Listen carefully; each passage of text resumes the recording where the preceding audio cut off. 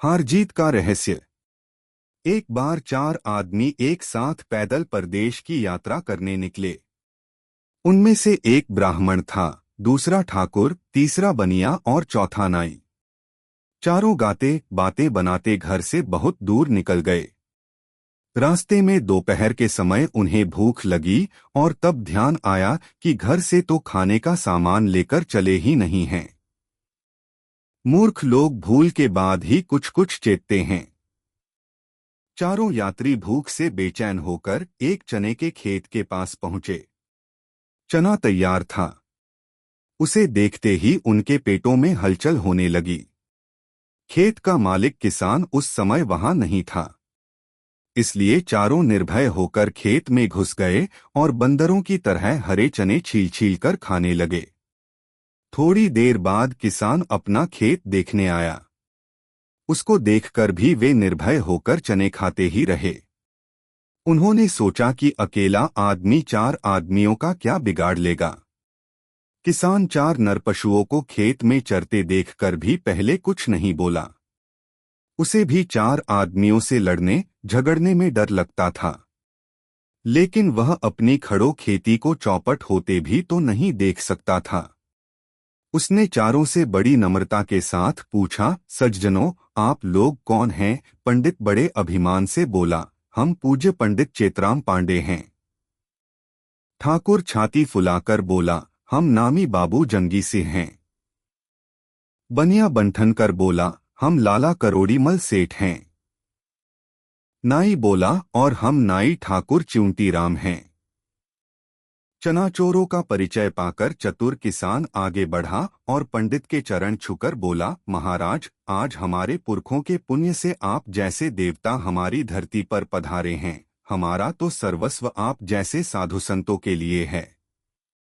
देव, आज चना बोना सार्थक हो गया।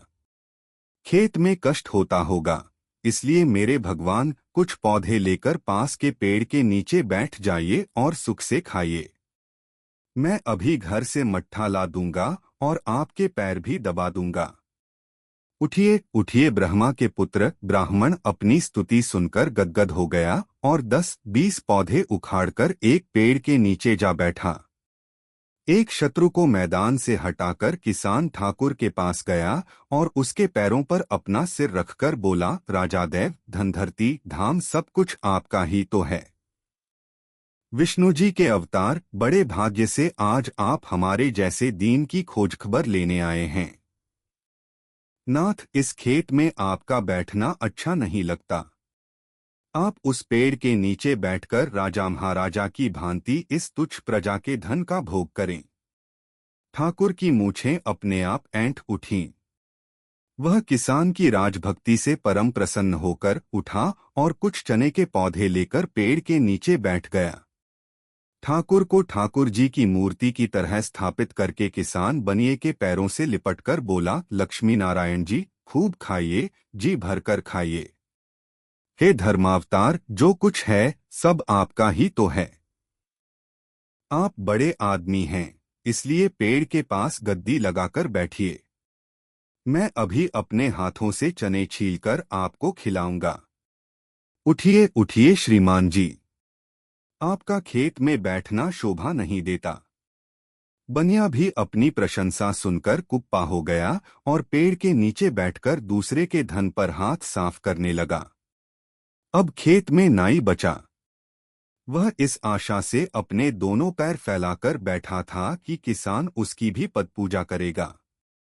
तीन प्रधान वैरियों से निबटकर किसान सचमुच उसकी ओर बढ़ा और पैर के स्थान पर उसकी चोटी पकड़कर बोला, क्यों रे नोच, तू कौन है जो बिना पूछे मेरे खेत में घुसकर चने खा रहा है? पांडे जी भूदेव हैं, ठाकुर जी ठाकुर ही ठहरे, लालाजी का कहना ही क्या है। वे तो साहू महाजन सेठ अर्थात बड़े आदमी ही हैं। लेकिन तू किस खेत की मूली है? यह कहता हुआ वह नाई को पीटने लगा। उसके साथियों में से एक भी उसको बचाने के लिए नहीं उठा, क्योंकि सब अपनी अपनी प्रशंसा सुनकर मुग्ध हो गए थे। पंडित ने कहा, पीटने दो, नीच तो है ही। ठाकुर बोला, इसको हमारे बराबर बैठकर खेत में चना नहीं खाना चाहिए था, इसलिए दंड मिलना ही चाहिए। बनिए ने कहा, जो आदमी स्वयं कुछ न होकर भी कुछ होने का दावा करता है, उसको तो पिटना ही चाहिए। परिणाम यह हुआ कि किसान ने नाई को अच्छी तरह ठोककर खेत की मेड़ पर पटक दिया। उसके बाद वह बनिए की ओर यह कहता हुआ लपका, क्यों रे मक्खी चूस, तुझे किसी दूसरे की जमापूंजी हड़पने का क्या अधिकार है? पंडित जी महाराज और राजा ठाकुर की बात दूसरी है। वे तो जन्म जन्मांतर से हमारे पूज्य हैं। पंडित जी अपने आशीर्वाद से हमें स्वर्ग दे सकते हैं और ठाकुर जी संतुष्ट होकर हमें धराधाम दे सकते हैं, लेकिन तू क्या देगा?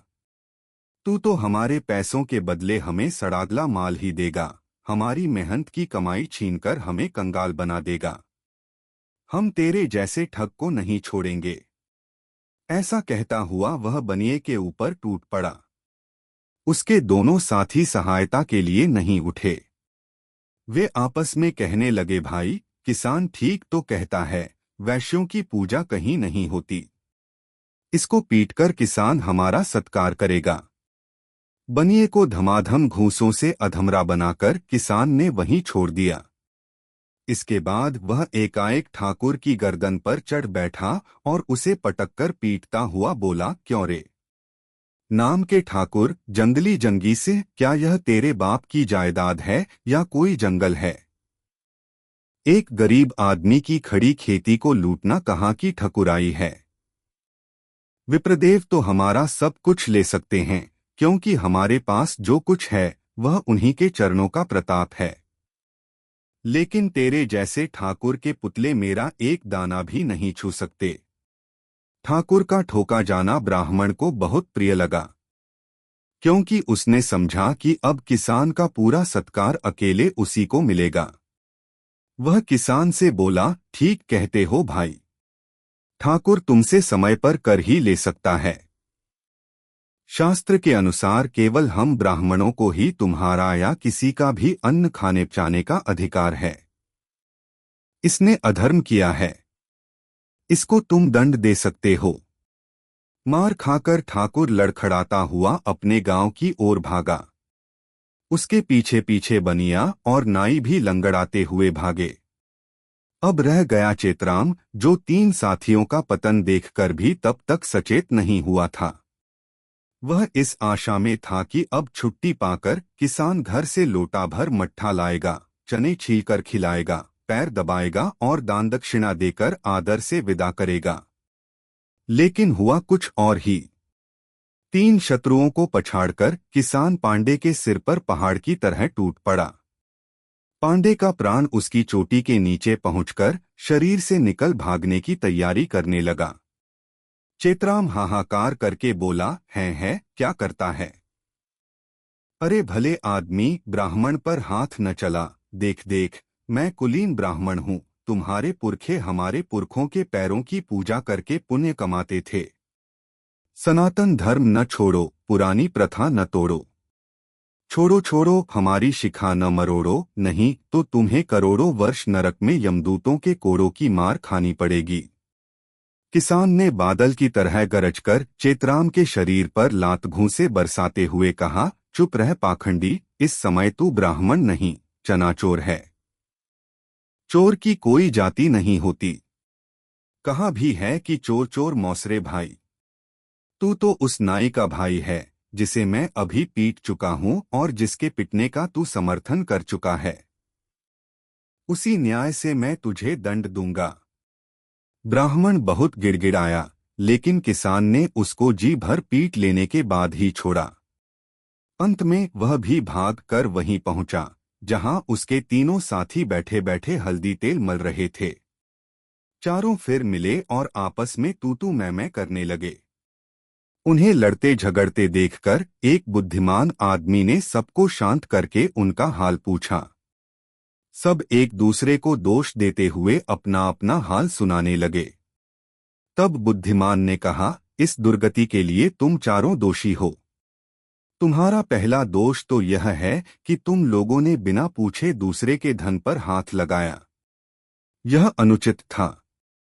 अपराध करते ही तुम लोग निर्बल हो गए थे, इसलिए कोई भी सदाचारी तुम्हें पराजित करके उचित दंड दे सकता था।